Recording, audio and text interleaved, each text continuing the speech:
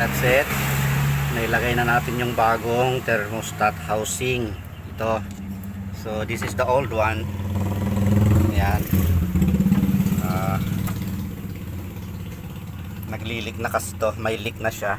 So we need to put a new one para di tayo tirikin sa mga long drive natin.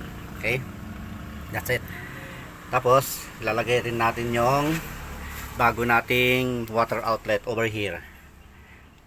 This one. May lalagyan tayo dyan. Ito yon.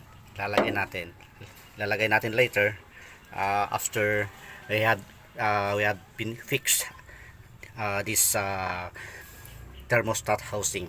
And then natanggal din natin yung starter dyan, engine starter, yung alternator na ibaba na natin para may access tayo dito.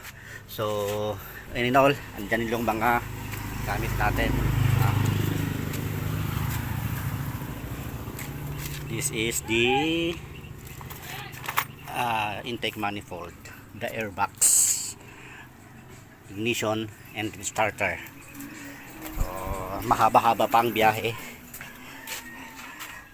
Maybe mga 3 hours pa bago natin ma-fix.